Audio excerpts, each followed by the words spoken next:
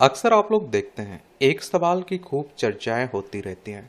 सरदार वल्लभ भाई पटेल को छोड़कर गांधी ने नेहरू को अंतरिम प्रधानमंत्री क्यों बनाया था? इसकी क्या कहानी है, इसके बारे में बात करते हैं। और ये आप देखेंगे देश के पहले प्रधानमंत्री पंडित जवाहरलाल नेहरू हैं, ये गांधी जी हैं, और ये देश के पहले गृह मंत्री और देश के पहले उप प्रधानमंत्री सरदार वल्लभ भाई पटेल हैं। तो महात्मा गांधी अगर कांग्रेस की अंदरूनी राजनीति में हस्तक्षेप ना करते तो सरदार वल्लभ भाई पटेल स्वतंत्र पहली भारतीय सरकार के अंतरिम प्रधानमंत्री होते। कांग्रेस की बात करें तो 1885 में इसकी स्थापना हुई थी। ए ओ ह्यूम इसके संस्थापक थे। डब्ल्यू सी बनर्जी, व्योमेश चंद्र बनर्जी इसके पहले क्या थे? अध्यक्ष थे। और जिस समय आजादी मिली पटेल 71 साल के थे, जबकि नेहरू सिर्फ 56 साल के थे। देश उस वक्त बेहद नाजुक दौर से गुजर रहा था। यानी कहने का मतलब है कि नेहरू पटेल से छोटे थे उम्र में। और जिन्ना पाकिस्तान की जिद पर अड़े थे। ब्रिटानी हुकूमत ने कांग्रेस को अंतरिम सरकार बनाने के लिए आमंत्रित किया था और पाकिस्तान 1947 तक भारत का हिस्सा हुआ करता था। कांग्रेस चाहती थी कि देश की कमान पटेल के हाथों में दी जाए, क्योंकि वे जिन्ना से बेहतर मोलभाव कर सकते थे। लेकिन गांधी ने नेहरू को चुना। राजेंद्र प्रसाद जैसे कुछ कांग्रेस नेताओं ने जरूर खुलकर कहा कि गांधी जी ने ग्लैमरस नेहरू के लिए अपनी विश्वसनीय साथी का बलिदान कर दिया, लेकिन ज्यादातर कांग्रेसी खामोश रहे। बापू ने देश की बागडोर सौंपने के लिए नेहरू को ही क्यों चुना? यह आजादी के बाद भी यह सवाल भारत की राजनीति में हमेशा चर्चा में रहा है। इसके कारण को तलाशने के लिए हमें ब्रिटिश राज के अंतिम वर्षों की राजनीति और गांधी के साथ नेहरू और पटेल के रिश्तों की बारीकियों समझना होगा। विरोधी से गांधी भक्त बने थे पटेल। वल्लभ भाई पटेल से गांधी की मुलाकात नेहरू से पहले हुई थी और उनके पिता जेवर भाई ने 1857 के विद्रोह में हिस्सा लिया था। तब वे 3 साल तक घर से गायब रहे थे। 1857 के विद्रोह के 12 साल बाद गांधी जी का जन्म हुआ और 18 साल बाद 31 अक्टूबर 1875 में पटेल का, यानी कि पटेल गांधी से केवल 6 साल छोटे थे। और आप देखेंगे कि जबकि नेहरू पटेल से 14 से 15 साल छोटे थे। कौन? नेहरू। और उम्र में 6 साल का फर्क कोई ज्यादा नहीं होता, इसलिए गांधी और पटेल की भी दोस्ताना बर्ताव होता।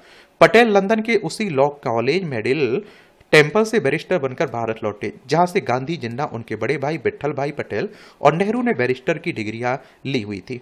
उस समय के जो भी नेता थे काफी पढ़े लिखे थे। उन दिनों वल्लभ भाई पटेल गुजरात के सबसे महंगे वकीलों में से एक हुआ करते थे। पटेल ने पहली बार गांधी को गुजरात क्लब में 1916 में देखा था। गांधी साउथ अफ्रीका में झंडे गाड़ने के बाद पहली दफा गुजरात आए थे और देश में जगह जगह उनका अभिनंदन हो रहा था। उन्हें कुछ लोग महात्मा भी कहने लगे थे, लेकिन पटेल गांधी के इस महात्मापन से जरा भी प्रभावित नहीं थे और वो उनके विचारों से बहुत उत्साहित नहीं थे। पटेल कहते थे कि हमारे देश में पहले से महात्माओं की कमी नहीं है, हमें कोई काम करने वाला चाहिए। गांधी क्यों इन बेचारे लोगों से ब्रह्मचर्य की बातें करते हैं? ये ऐसा ही है जैसे भैंस के आगे भागवत गाना। ये विजयी पटेल बैजनाथ पेज नंबर 5 में इस बात का उल्लेख किया गया है। साल 1916 की गर्मियों में गांधी गुजरात क्लब में आए। उस समय पटेल अपने साथी वकील गणेश वासुदेव मावलंकर के साथ ब्रिज खेल रहे थे। मावलंकर गांधी से बहुत प्रभावित थे। वो गांधी से मिलने को लपके पटेल ने हंसते हुए कहा कि मैं अभी से बता देता हूं कि वो तुमसे क्या पूछेगा। वो पूछेगा गेहूं से छोटे कंकड़ निकालना जानते हो कि नहीं। फिर वो बताएगा कि इससे देश को आजादी किन तरीकों से मिल सकती है। लेकिन बहुत जल्द ही पटेल की गांधी को लेकर धारणा बदल गई। चंपारण में गांधी के जादू का उन पर जबरदस्त असर हुआ। वो गांधी से जुड़ गए और खेड़ा का आंदोलन हुआ तो पटेल गांधी के और करीब आ गए। असहयोग आंदोलन शुरू हुआ तो पटेल अपनी दौड़ती हुई वकालत छोड़कर अब पक्के गांधी भक्त बन गए। और इसके बाद हुआ बारदौली सत्याग्रह, जिसमें पटेल पहली बार सारे देश में मशहूर हो गए। ये 1928 में एक प्रमुख किसान आंदोलन था। प्रांतीय सरकार ने किसानों की लगान में 30% की बढ़ोतरी कर दी। पटेल इस आंदोलन के नेता बने और ब्रिटिश सरकार को झुकना पड़ा। और इसी आंदोलन के बाद पटेल को गुजरात की महिलाओं ने सरदार की उपाधि दी। 1931 के कांग्रेस के कराची अधिवेशन में पटेल पहली और आखिरी बार भारत पार्टी के अध्यक्ष चुने गए और पहली बार वह गुजरात के सरदार से देश के सरदार बन गए। नेहरू का चुनाव। देश को 15 अगस्त 1947 को आजाद होना था, लेकिन उससे एक साल पहले ब्रिटेन ने भारतीय हाथों में सत्ता दे दी थी। अंतरिम सरकार बननी थी। तय हुआ कि कांग्रेस का अध्यक्ष ही प्रधानमंत्री बनेगा। उस वक्त कांग्रेस के अध्यक्ष मौलाना अबुल कलाम आजाद थे। वो पिछले 6 साल से इस पद पर थे। अब उनके जाने का वक्त हो गया था। तब तक गांधी नेहरू के हाथ में कांग्रेस की कमान देने का मन बना चुके थे। 20 अप्रैल 1946 को उन्होंने मौलाना को पत्र लिखकर कहा कि वे एक वक्तव्य जारी करें कि अब वह अध्यक्ष नहीं बने रहना चाहते हैं। गांधी ने बिना लाग लपेट पर ये भी साफ कर दिया कि अगर इस बार मुझसे राय मांगी गई तो मैं जवाहरलाल नेहरू को पसंद करूंगा। इसके कई कारण हैं, उनका मैं जिक्र नहीं करना चाहता हूं। कलेक्ट्रेट वर्क्स खंड 90 पेज नंबर 315 में इस बात का उल्लेख किया गया है।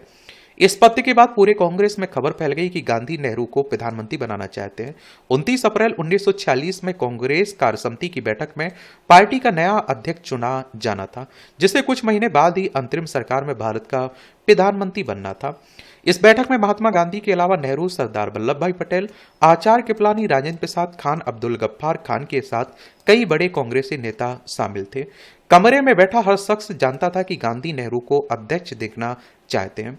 परंपरा के मुताबिक कांग्रेस अध्यक्ष पद का चुनाव प्रांतीय कांग्रेस कमेटियां करती थी और 15 में से 12 प्रांतीय कांग्रेस कमेटियों ने सरदार पटेल का नाम प्रस्तावित किया था। बची हुई 3 कमेटियों ने आचार्य जेबी कृपलानी और पट्टाभी सीतारमैया का नाम प्रस्तावित किया था। किसी प्रांतीय कांग्रेस कमेटी ने अध्यक्ष पद के लिए नेहरू का नाम प्रस्तावित नहीं किया था, जबकि सारी कमेटियां अच्छी तरह जानती थी कि गांधी नेहरू को चौथी बार अध्यक्ष बनाना चाहते हैं।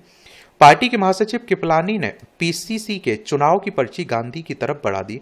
गांधी ने कृपलानी की तरफ देखा। कृपलानी समझ गए कि गांधी क्या चाहते हैं। उन्होंने नया प्रस्ताव तैयार कर नेहरू का नाम प्रस्तावित किया। उस पर सबने दस्तखत किए। पटेल ने भी दस्तखत किए। अब अध्यक्ष पद के 2 ही उम्मीदवार थे, एक नेहरू, दूसरे पटेल। नेहरू तभी निर्विरोध अध्यक्ष चुने जा सकते थे जब पटेल अपना नाम वापस लें। कृपलानी ने एक कागज पर उनकी नाम वापसी की अर्जी लिखकर दस्तखत के लिए पटेल की तरफ बढ़ा दी।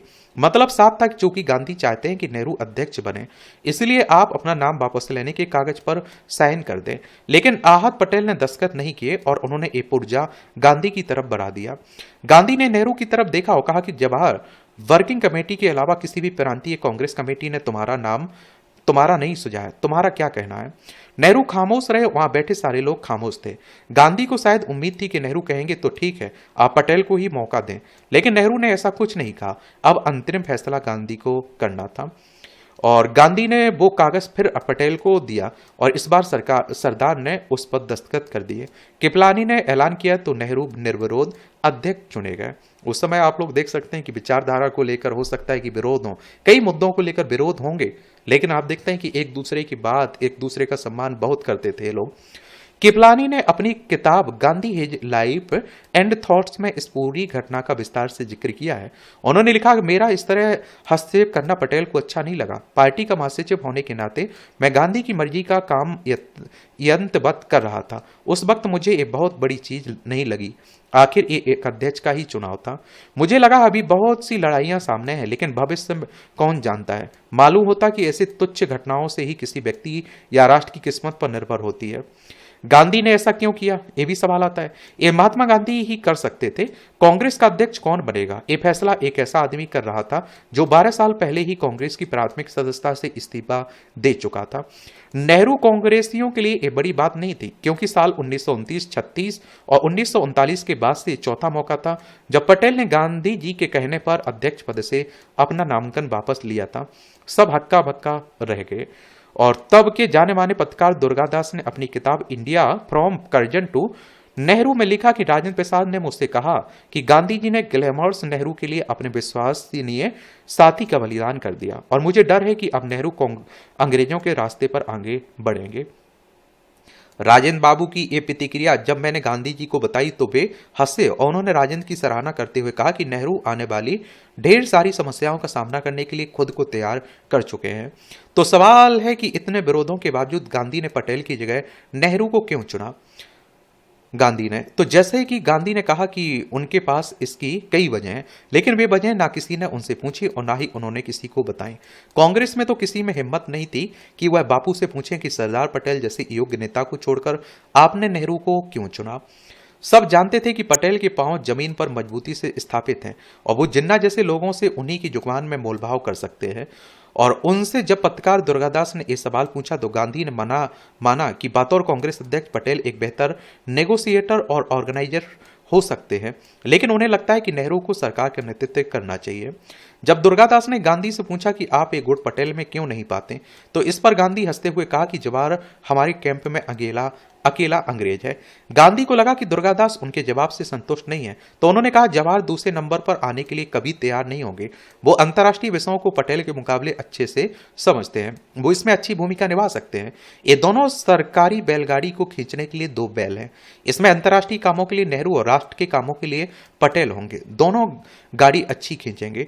गांधी के इस प्रेस इंटरव्यू से दो बातें निकल के आई। एक है कि नेहरू नंबर 2 नहीं होना चाहते थे, जबकि गांधी को भरोसा था कि पटेल को नंबर 2 होने में कोई इतराज नहीं होगा। वाकई ऐसा ही हुआ, क्योंकि पटेल मुंह फुलाने की बजाय एक हफ्ते के अंदर फिर न केवल सामान हो गए बल्कि हंसी मजाक करने लगे, और उनकी बातों पर हंसने वालों में खुद गांधी भी शामिल थे। दूसरी बात है कि गांधी को लगता कि अपनी अंग्रेजियत के कारण सत्ता हस्तांतरण को नेहरू पटेल के मुकाबले ज्यादा बेहतर ढंग से संभाल सकते हैं। महात्मा गांधी ने एक और मौके पर भी यही बात कही कि जिस समय हुकूमत अंग्रेजों के हाथ से ली जा रही हो, उस समय कोई दूसरा आदमी नेहरू की जगह नहीं ले सकता। हैरो के विद्यार्थी, कैम्ब्रिज के स्नातक और लंदन के बैरिस्टर होने के नाते अंग्रेजों को बेहतर ढंग से संभाल सकते हैं। महात्मा तेंदुलकर खंड 8 पेज नंबर 3 पर यह बात कही गई है। यहाँ गांधी सही थे। बाहर की दुनिया में नेहरू का नाम आजादी की लड़ाई में गांधी के बाद दूसरे नंबर पर था। न केवल यूरोपीय लोग बल्कि अमेरिकी भी नेहरू को महात्मा गांधी का स्वाभाविक उत्तराधिकारी मानते थे, जबकि पटेल के बारे में ऐसा बिल्कुल नहीं था। पटेल को शायद ही कोई विदेशी गांधी का उत्तराधिकारी मानता हो। लंदन के कहवा घरों में बुद्धिजीवियों के बीच नेहरू की चर्चा होती थी। तमाम वायसराय और क्रिप्स समेत कई अंग्रेज अफसर नेहरू के दोस्त थे और उनसे नेहरू की निजी बातचीत होती थी। नेहरू से उलट थे पटेल। दोनों में और भी बड़े अंतर थे जो राजनीति में बहुत मायने रखते हैं। नेहरू एक आकर्षक व्यक्तित्व के स्वामी थे। उन्हें अंग्रेजी और हिंदी में बोलने और सीखने की कमाल महारत हासिल थी। नेहरू उदार थे, उनका खुलापन उन्हें लोकप्रिय बनाता था। वो भावुक और सौंदर्य प्रेमी थे और जो किसी को भी रिझा सकते थे। इसके उलट पटेल सख्त और थोड़े रूखे थे और वो व्यवहार कुशल थे लेकिन उतने ही मुंह फट भी। दिल के ठंडे लेकिन हिसाब किताब में माहिर थे। नेहरू जोड़ तोड़ में बिल्कुल माहिर नहीं थे। वे कांग्रेस में भी अलग थलग रहने वाले नेता थे। जेल में बंद रहकर वे अपने साथी कांग्रेसियों से गपशप करने की जगह अपनी कोठरी में अकेले बैठकर डिस्कवरी ऑफ इंडिया जैसी किताबें लिखते थे। उनकी अभिजात वर्ग की अपनी एक अलग दुनिया थी। वहीं पटेल राजनीतिक तंत्र का हर पुर्जा पहचानते थे, जोड़ तोड़ करने में माहिर थे। यही वजह थी कि प्रांतीय कांग्रेस कमेटी में उन्हें 15 में से 2 कमेटियों का समर्थन मिला। और आप देखते हैं कि नेहरू कमाल के वक्ता थे, जबकि पटेल को भाषणबाजी से चिढ़ थी। वे दिल से और साफ साफ बोलते थे। ऐसा नहीं था कि मुसलमानों को लेकर उनके मन में आरएसएस जैसी कोई वित्त तृष्णा या पूर्वग्रह था, लेकिन खरा खरा बोलने के कारण वह देश के मुसलमानों में नापसंद किए जाने लगे। और देखिए, अगर आरएसएस की बात करें तो राष्ट्रीय स्वयंसेवक संघ की बात हो रही है। हिंदू राष्ट्र हिंदुत्व की बात करता है संगठन। नागपुर में हेडक्वार्टर आपको देखने को मिल जाएगा। 27 सितंबर 1925 में इसकी स्थापना हुई थी। केवी हेडगेवार इसके फाउंडर थे। नेहरू समाजवाद के मसीहा थे तो पार्टी के लिए चंदा इकट्ठा करने वाले पटेल पूंजीवादियों के संरक्षक थे। नेहरू आधुनिक हिंदुस्तान और धर्मनिरपेक्ष भारत का सपना देखते थे तो पटेल राष्ट्रीय हितों को सर्वोपरि रखते थे। हिंदू और हिंदू परंपरा को लेकर उनके मन में कोमल भावनाएं थीं जो वक्त बेवक्त उन्हें उत्तेजित कर देती थी। और नेहरू में एक पैनी राजनीतिक अंतर्दृष्टि थी। बावजूद इसके वे स्वाभाविक रूप से भावुक और जरूर से ज्यादा कल्पनाशील थे। जब नेहरू की चूक से बढ़ गई बात तो नेहरू के अध्यक्ष चुने जाने साल ही 2 घटनाएं हुई जो नेहरू और पटेल की व्यक्तित्व को बाखूबी उजागर करती हैं। और कांग्रेस और लीग दोनों कैबिनेट मिशन की योजना का तकरीबन कबूल कर चुकी थी। अगले महीने अंतरिम सरकार बननी थी और जिसमें दोनों के प्रतिनिधि शामिल होने वाले थे, यानी देश का विभाजन टलता हुआ दिख रहा था।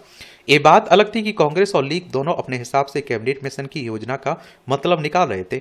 ऐसे माहौल में नेहरू ने 7 जुलाई 1946 को कांग्रेस कमेटी की बैठक बुलाई, जिसमें उन्होंने साफ कर दिया कि कांग्रेस के हिसाब से इस योजना में क्या है। कांग्रेस मानती थी कि चूंकि प्रांतों को किसी समूह में रहने या न रहने की आजादी होगी, इसलिए जाहिर है कि उत्तर पश्चिम सीमा प्रांत असम और जहां कांग्रेस की सरकारें हैं वो पाकिस्तान के बजाय हिंदुस्तान वाले समूह से जुड़ना चाहेंगे। जिन्ना कांग्रेस की व्याख्या से कतई सहमत नहीं थे और उनके अनुसार कैबिनेट मिशन योजना के तहत पश्चिम के 4 और पूर्व के 2 राज्यों का 2 मुस्लिम बहुल समूह का हिस्सा बनना बाध्यकारी था और बस यही सोच का अंतर था। अभी समझदारी ये थी कि जैसा जो सोच रहा है सोचे, पहले कांग्रेस लीग मिलकर अंतरिम सरकार बनाए, फिर जो जैसा होगा तब वैसा देखा जाएगा। लेकिन इसके 3 दिन बाद 10 जुलाई 1946 को नेहरू ने मुंबई में एक प्रेस कॉन्फ्रेंस करके कहा कि कांग्रेस ने संविधान सभा में शामिल होने का फैसला तो कर लिया, लेकिन अगर उसे जरूरी लगा तो वह कैबिनेट मिशन योजना में फेरबदल भी कर सकती है। नेहरू ने एक बयान देकर कैबिनेट मिशन की सारी योजनाओं को 1 मिनट में ध्वस्त कर दिया और इससे अटूट भारत की आखिरी उम्मीद पर पानी फिर गया। नाराज जिन्ना को मौका मिला, उन्होंने भी एक प्रेस कॉन्फ्रेंस बुलाई और साफ कह दिया कि कांग्रेस के इरादे नेक नहीं है। अब अगर ब्रिटिश राज के रहते मुसलमानों को पाकिस्तान नहीं दिया गया तो बहुत बुरा होगा। मुस्लिम लीग ने 16 अगस्त को डायरेक्ट एक्शन का ऐलान कर दिया। जिन्ना के डायरेक्ट एक्शन का नतीजा भारी हिंसा होगी, ये कोई नहीं जानता था, लेकिन सरदार पटेल समझ रहे थे कि नेहरू से बड़ी भारी गलती हो गई और उनकी बात सही थी, लेकिन इसका खुला ऐलान करने की जरूरत नहीं थी। सरदार ने अपने करीबी मित्र और अपने निजी सचिव डीपी मिश्रा को एक खत लिखा। हालांकि नेहरू अब तक 4 बार कांग्रेस के अध्यक्ष चुने जा चुके थे, लेकिन उनकी हरकतें मासूमियत से भरी लेकिन बचकानी होती हैं और उनकी ये प्रेस कॉन्फ्रेंस भावुकता से भरी अमूर्खतापूर्ण थी। लेकिन उनकी तमाम मासूम गलतियों के बावजूद उनके अंदर आज़ादी के लिए गजब का जज्बा उत्साह है जो उन्हें बेसब बना देता है, जिसके चलते वे अपने आप को भूल जाते हैं। जरा सा भी विरोध होने पर वे पागल हो जाते हैं क्योंकि वे उतावले हैं। Sardar Patel correspondence page number 153 पे ये बात कही गई है। नेहरू की पहाड़ जैसी भूल का नतीजा बहुत जल्द देश के सामने आ गया। जिन्ना के डायरेक्ट एक्शन से देश में हिंदू मुस्लिम दंगे भड़क गए। अकेले कलकत्ता शहर में हजारों लोग मारे गए, लाखों लोग बेघर हो गए। नोआखली में भी भारी कत्लेआम हुआ। धीरे धीरे देश को इन दंगों ने अपनी गिरफ्त में ले लिया। इसके बाद गांधी कलकत्ते से लेकर नोआखली और बिहार तक दंगे में मारे गए हिंदुओं और मुसलमानों की खून को साफ करने की 24 घंटे की ड्यूटी पर लगे रहे। ये ड्यूटी आजादी मिलने के दिन तक जारी रही। तलवार के बदले तलवार उठाने की सलाह। जगह जगह जंगे हो रहे थे, हिंदू मुसलमान मारे जा रहे थे। ऐसे में पटेल के हिंदुत्व ने उछाल मारा और 23 नवंबर 1946 को मेरठ में कांग्रेस के अधिवेशन में अपना आपा खो बैठे। अधिवेशन में उन्होंने अपने भाषण में कह दिया, धोखे से पाकिस्तान लेने की बात मत करो। हाँ, अगर तलवार से लेना है तो उसका मुकाबला तलवार से किया जा सकता है। ये 54वां मेरठ कांग्रेस अधिवेशन हुआ था। केपी जैन इसी में आप देखे ये कहा था। पटेल का बयान सनसनीखेज था। गांधी की अहिंसा नीति के एकदम उलट। गांधी तक शिकायत तुरंत पहुंच गई। गांधी ने पटेल को लिखा, तुम्हारे बारे में बहुत सी शिकायतें सुनने में आई हैं। बहुत में अतिशयोक्ति हो तो वो अनजाने में है, लेकिन तुम्हारे भाषण लोगों को खुश करने वाले और उकसाने वाले होते हैं। तुमने हिंसा अहिंसा का भेद नहीं रखा।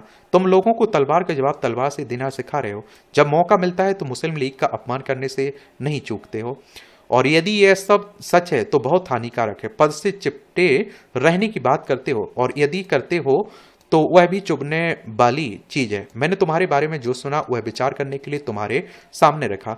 यह समय बहुत नाजुक है। हम जरा भी पटरी से उतरने की नास हुआ समझो। कार्यसमिति में जो समरसता होनी चाहिए वह नहीं है। गंदगी निकालना तुम्हें आता है, उसे निकालो। इसी पत्र में गांधी ने पटेल को यह भी बता दिया कि वो बूढ़े हो गए हैं।